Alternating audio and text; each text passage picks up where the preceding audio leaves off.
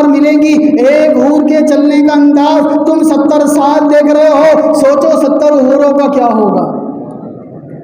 اور دنیا کے اندر جو عورت اللہ کو راضی کرتی ہوگی، دنیا کے اندر جو عورت اللہ کو راضی کر کے گئی ہوگی، وہ عورت جب جنت کے اندر چلے گی، وہ حورے، وہ خوبصورت حورے اس عورت کو دیکھ کر کہیں گی یہ کون ہم سے زیادہ خوبصورت آ گئی،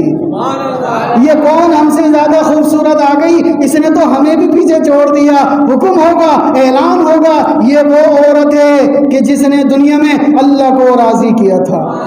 یہ وہ عورت ہے جس کا شوہر اس سے راضی تھا، یہ وہ عورت ہے جو اپنے دامن کو، اپنی عزت کو دنیا کے انسانوں سے بچاتی تھی، یہ وہ عورت ہے جو پردے میں رہتی تھی، یہ وہ عورت ہے جو کسی سے بات چیت نہیں کرتی تھی، یہ وہ عورت ہے رمضان المبارک کے روزے رکھتی تھی، یہ وہ عورت ہے نماز پڑھتی تھی، یہ وہ عورت ہے قرآن پڑھتی تھی، یہ وہ عورت ہے کہ جس نے اللہ کو راضی کیا ہے۔ آج جنت کی حوریں بھی اس سے کہہ رہی ہیں یہ کون ہم سے زیادہ خوبصورت آ گئی۔ ایک مرتبہ حضرت فاطمہ رضی اللہ تعالی عنہا سے عورتوں نے پوچھا، ایک مرتبہ حضرت فاطمہ رضی اللہ تعالی عنہا سے عورتوں نے پوچھا، اے فاطمہ، اے آپ علیہ الصلوۃ والسلام کے لخت جگر، اے رسول کی بیٹی، آپ ہمیں بتائیں کہ عورت کی سب سے زیادہ خوبصورت چیز کیا ہے، عورت کی سب سے اچھی چیز کیا ہے؟ حضرت فاطمہ رضی اللہ تعالی عنہا نے فرمایا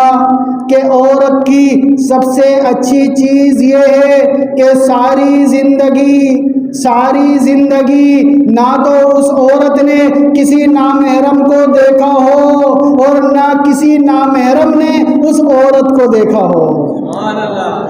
عورت کی سب سے خوبصورت چیز یہ ہے، عورت کی سب سے اچھی عادت یہ ہے، عورت کی سب سے اچھی بات یہ ہے کہ اس نے ساری زندگی نہ کبھی کسی نامحرم کو دیکھا ہو اور نہ ہی کسی نامحرم نے اس عورت کو دیکھا ہو۔ میری نظر میں یہ سب سے اچھی عورت ہے۔